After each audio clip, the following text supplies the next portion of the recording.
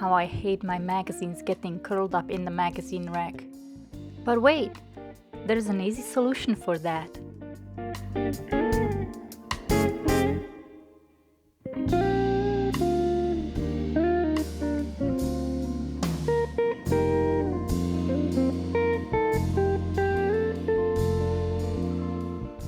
Good morrow, my sweet strangers. If you want to see how to make this magazine binder, keep watching. From a 1/16 inch chipboard, cut your front and back cover, just about ½ inch wider and taller than is your magazine size. I'm making my spine 2 inch wide to fit about 12 magazines. To attach the spine to the front and back piece, I'm using leftover printer canvas discarded from a local print shop. I cut the canvas to be about 2 inches wider and 3 inches longer than a spine. I'm choosing the raw side to be visible, and I'm using a PVA glue.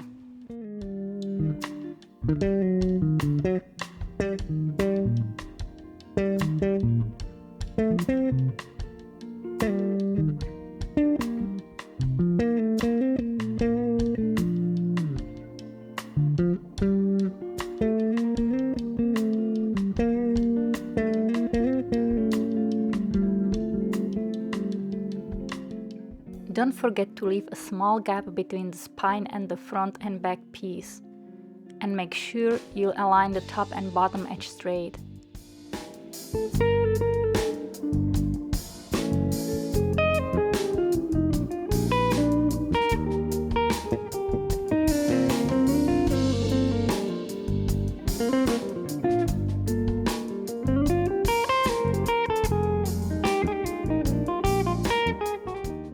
I like to use paper tape to wrap all the edges to protect them from fraying.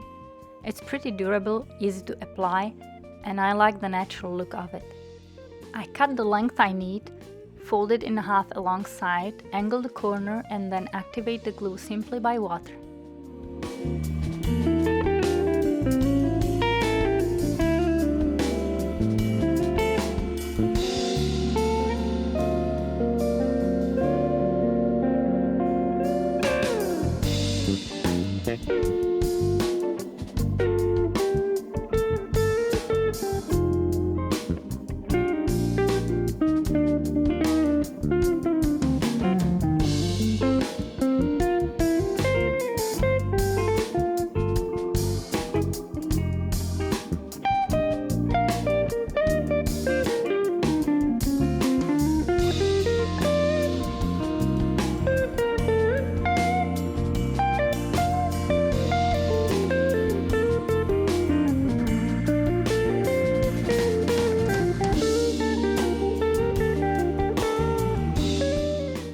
I love my huge paper pad from K Company.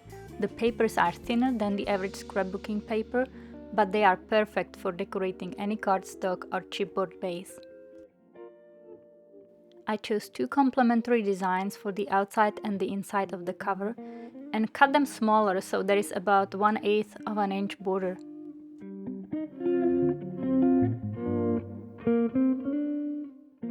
When I'm gluing large areas of paper, I like to use double-sided tape so the paper doesn't bulge anywhere.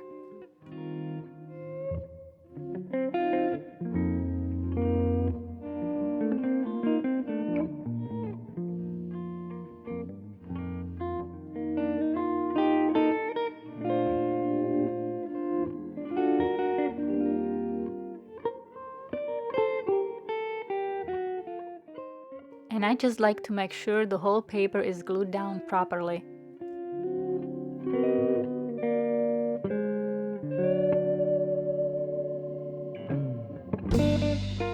I am a fan of distressed look, so I'm smudging the edges with distress ink, and I'm using the walnut stain here.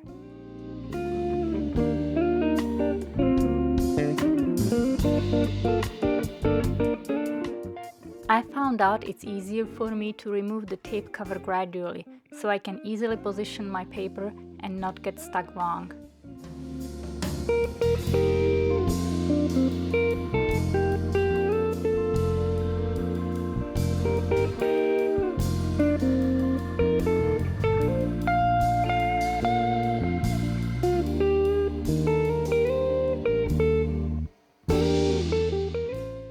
Then again, I smudge the edges of the spine to make it look a little bit worn. And I finish the inside the same way as the outside of the cover. Always with help of my black kitty.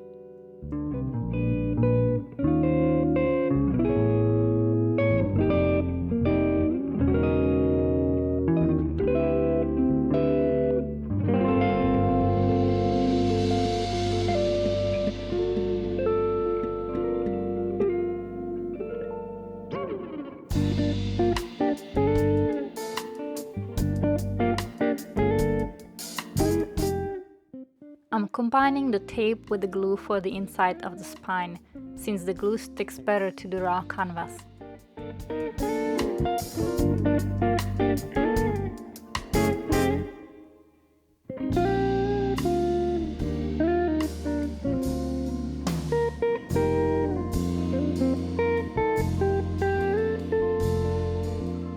I'm marking my holes 1/4 inch apart. I made 7 here, but I think 6 is better. Then I set the stopper on my crocodile to 1/4 of an inch, so the holes are same distance from the edge. And I'm using the bigger hole.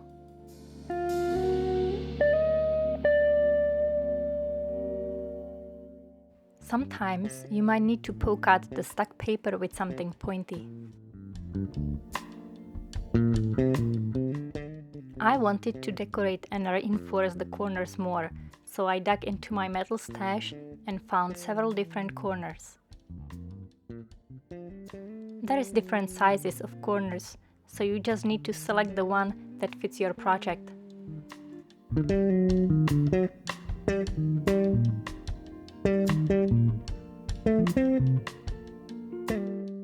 I'm still helping it a little, so it's easier to get it on the corner without damaging the pattern paper. And then I pinch it with nylon jaw pliers.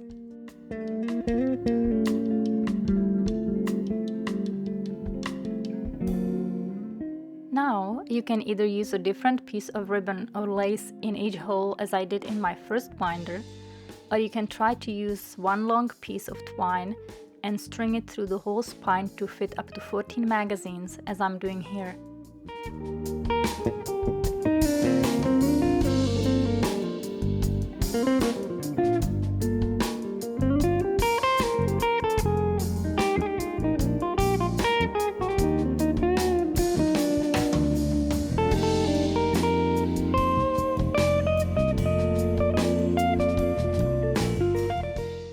Just don't string it too tight so you can insert magazines later.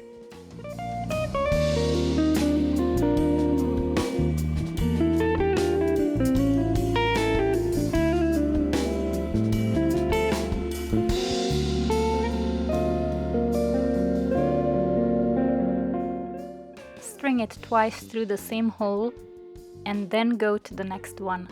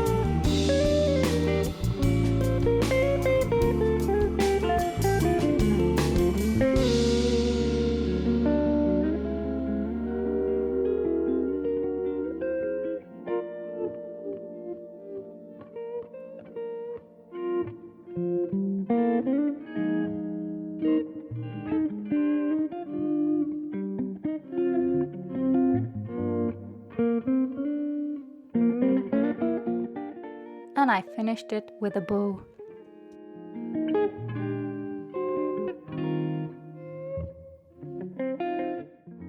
When it's time to insert the magazines, find the centerfold and slide it under the first string. Then continue as you like. If you find out you made the stringing too tight, you can always untie the bow and loosen the binding a little.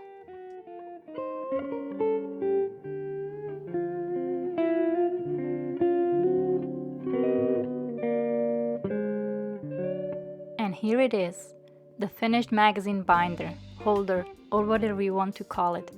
You can keep your current magazines in it and exchange them for new ones when they come. Or you can actually use it to archive your whole yearly season. Thank you for staying with me till the end. If you like my videos, please subscribe and visit my CraftyHanded page. And hit that like button.